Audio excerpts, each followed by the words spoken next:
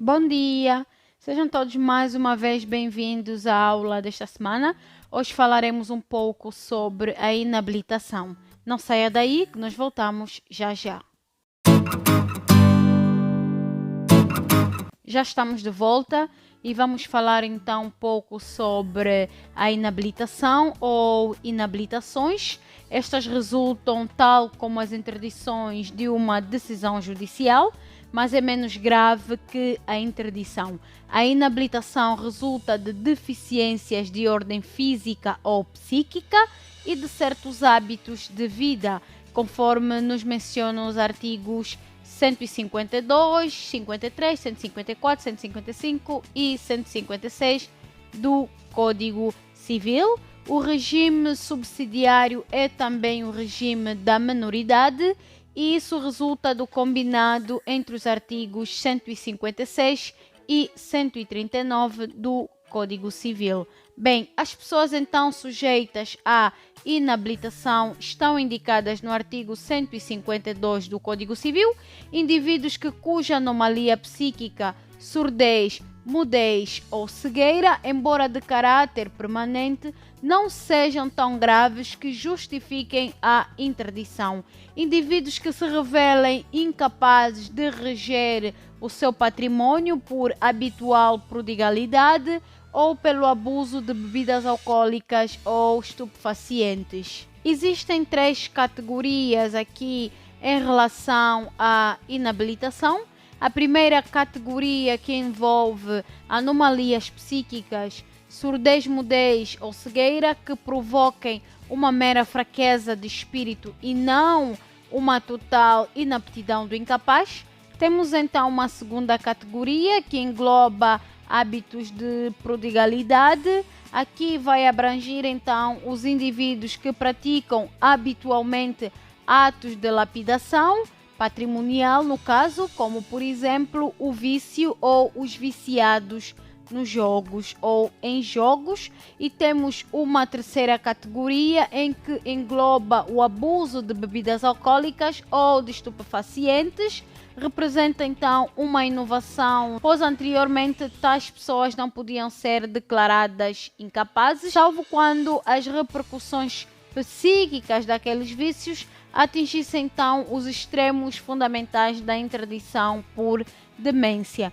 Pode-se dizer então que a fronteira entre a interdição e a inabilitação consiste na gravidade maior ou menor dessas condutas. O artigo 954 do Código do Processo Civil permite ao juiz fixar a interdição ou a inabilitação. Bem, os efeitos da inabilitação na capacidade de gozo são muito limitados, mas, no entanto, não podem ser nomeados tutores, de acordo com o artigo 226, número 1, a linha A do Código de Família.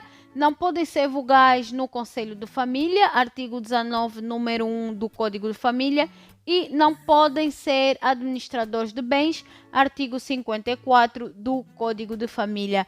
Os efeitos da inabilitação da capacidade de exercício envolvem os atos de disposição de bens entre vivos. Os inabilitados só os podem praticar com autorização do curador, conforme nos faz referência ao artigo 153, número 1 do Código Civil. Pode-se subordinar ao curador todos os atos em que, em atenção às circunstâncias de cada caso, forem especificadas na sentença. Neste caso, então, os atos ficam subordinados ao regime da assistência. O juiz pode, no entanto, subordinar a prática dos atos pelo inabilitado, não ao regime da assistência, mas da representação, conforme nos menciona o artigo 154 do Código Civil. Vamos falar um pouco sobre o suprimento da incapacidade no caso da inabilitação. A incapacidade dos inabilitados é suprida, em princípio, pelo Instituto da Assistência, pois estes estão sujeitos à autorização do curador. Vamos falar um pouco sobre o suprimento da incapacidade no ato da inabilitação.